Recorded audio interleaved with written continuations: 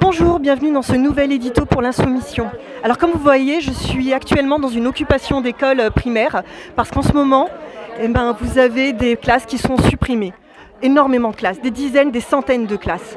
Et à maintenant, la moyenne, à peu près entre 29 et 31 élèves.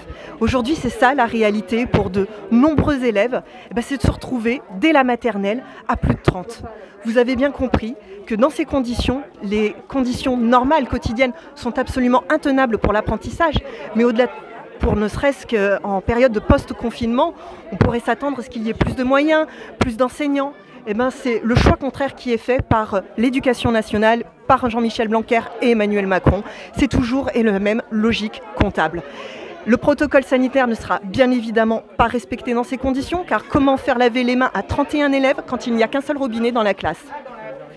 On sait qu'il y a d'autres choix qui sont possibles et que ce n'est pas une fatalité. Par exemple, en Espagne, les classes ne dépasseront jamais les 20 élèves.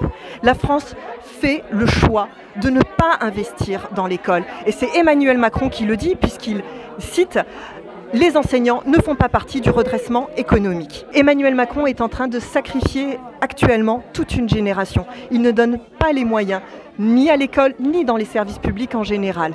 Jusqu'à quand on va laisser faire ça ? Nelson Mandela disait « L'éducation est une arme pour changer le monde ». Aujourd'hui, on voit bien que Emmanuel Macron a choisi d'autres armes.